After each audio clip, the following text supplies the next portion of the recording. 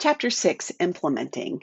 So, in the grand scheme of program planning, implementation, and evaluation, the implementing piece is when you start to put things into action. So, it's important to have a well done program that is implemented well. So, you don't want to have a poorly planned program that even if you put it into place as best you can or scaled it up, which we're going to talk about what that means in a minute, or if you have a well-planned program that you don't scale up properly or you don't implement properly, neither one of those will result in a successful outcome. So you have to have a well-planned program and a successful implementation of it. So, a couple of notes about what you will see in this chapter or what you've read in this chapter. It is a lengthy chapter, but partially because you are getting lots of really great examples throughout that chapter. So, take a look at those. Those are extremely valuable. And as a matter of fact, we are going to sort of skip around a little bit in the slides today because there is so much that it's important to read the details in your textbook, and it's best done there because they will give you actual examples that are from programs that actually have been implemented. So, very valuable information there.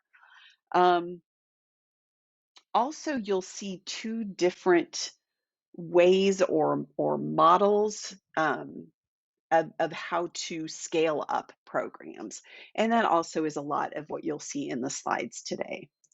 So let's get started here. So, a successful implementation, you're paying attention to several different things. Here, you'll see these four items here, and we'll go into detail about those on the following slides.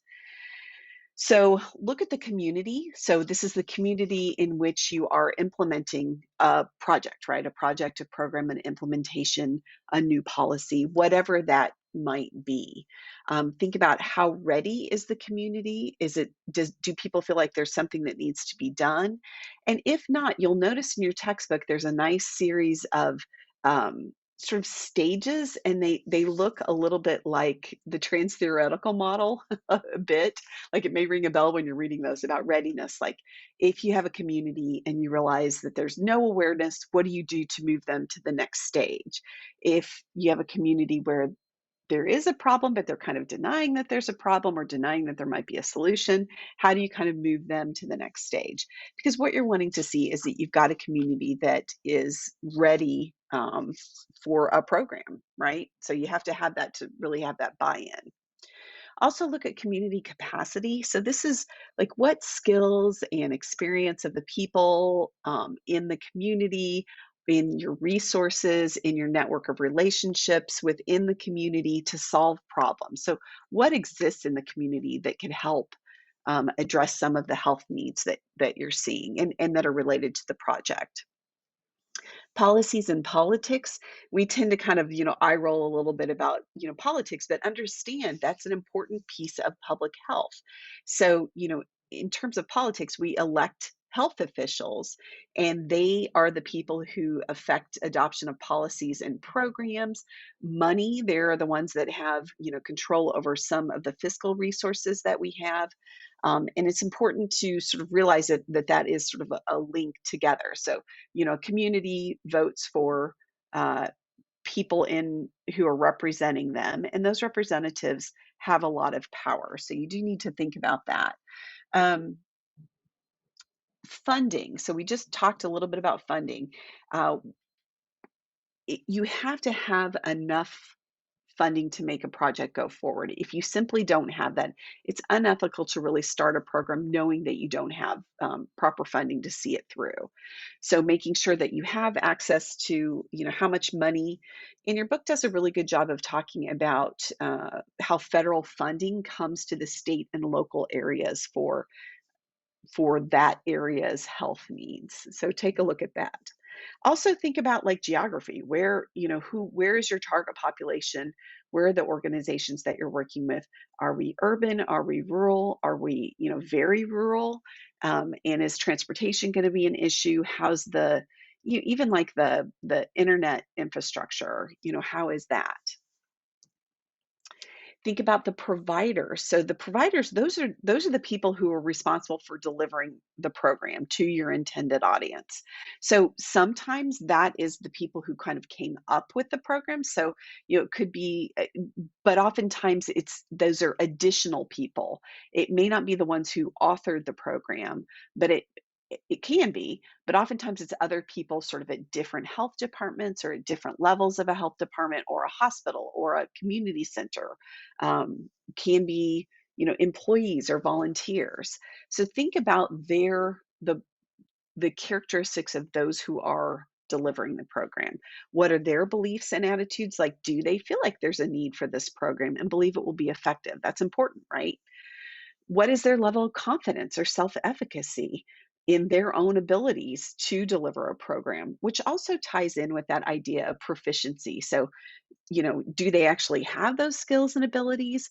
Training is really key. So you need to have training for implementing a program right before you're going to implement it, right? So you need to be able to, carefully teach people how to implement the program, and then they should be able to turn around and do that without a whole lot of lag time between those two.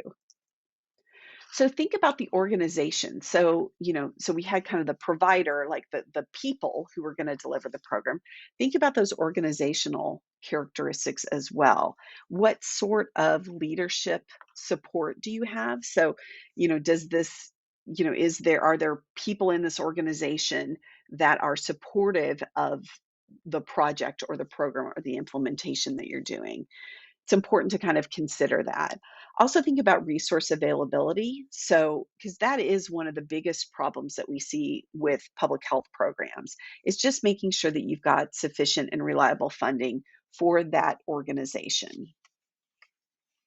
Also, think about this idea of shared decision making. So, think about, we were talking about community based participatory research. Like, think about those examples where we are involving the target population themselves, other community leaders, people within the organization. So, our program decisions made collaboratively.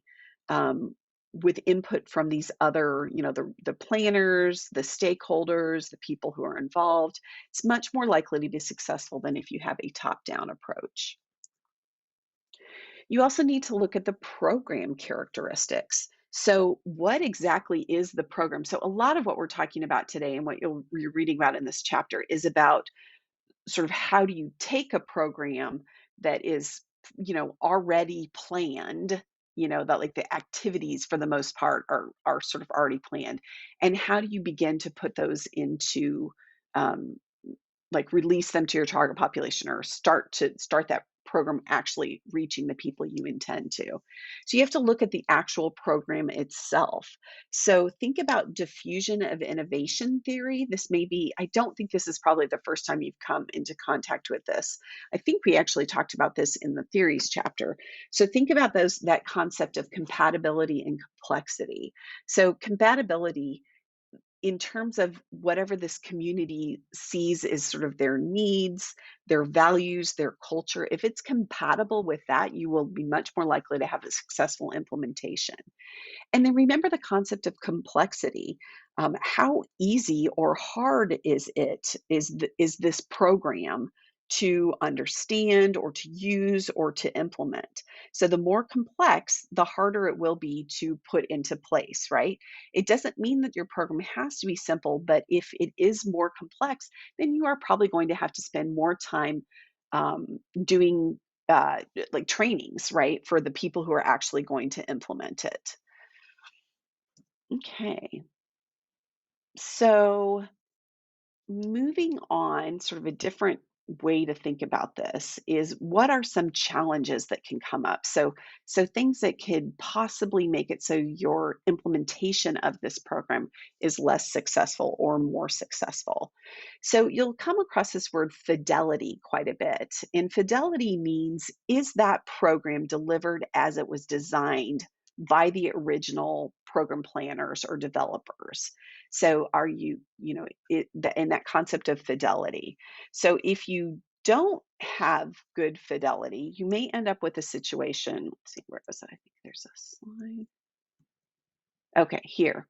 So if you have a program that has high fidelity, meaning that you really stuck very closely to exactly what the program planners or the researchers originally developed the program, and you get good results, that's the second arrow up here, then you can conclude the program is effective. The result said it was effective, and you stuck to the program.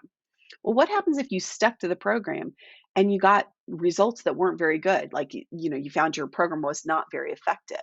So, if this program that you have implemented is research based, it's a, respected program, there's been evaluations done on it in other populations, it's possible so you implemented it the same way, but you didn't get the same results that the original researchers got.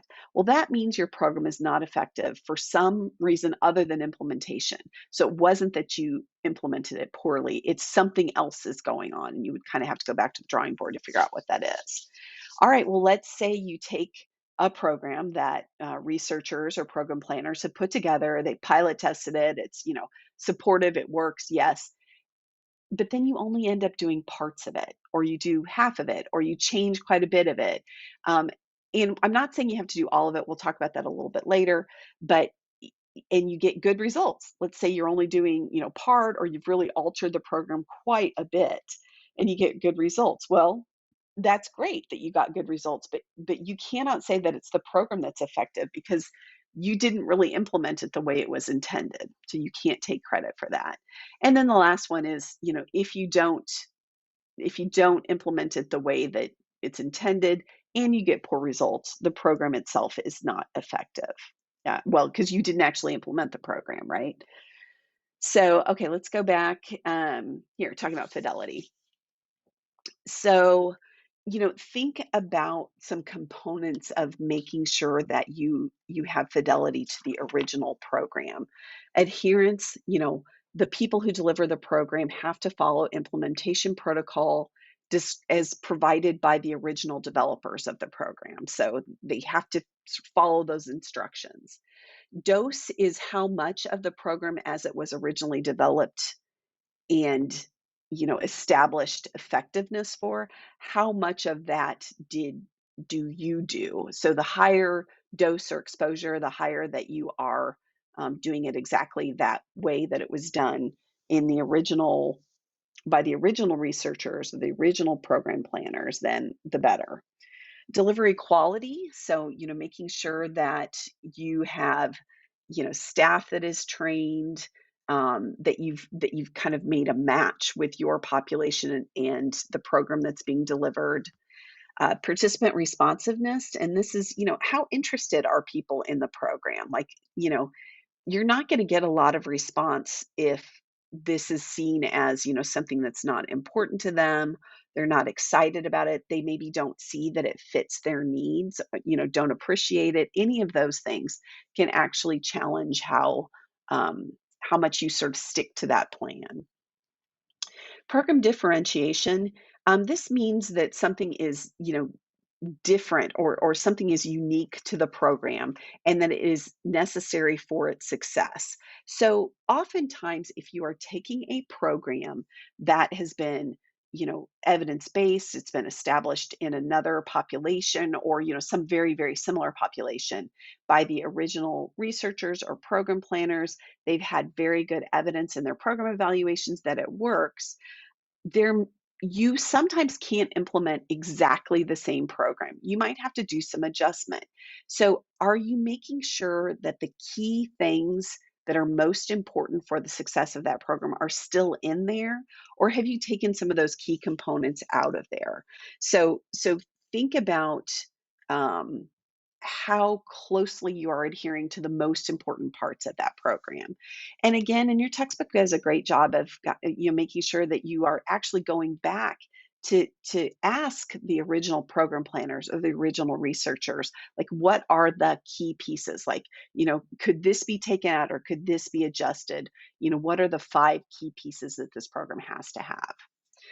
And then this kind of rolls into adaptation, because Oftentimes when we have program planners or researchers putting together a program and then pilot testing it, which is usually what happens to kind of show that it's effective, or, kind of in these as perfect a setting that they can, because we are oftentimes taking those and then implementing them, in a outside of a research environment, if that makes sense, kind of in this real world setting.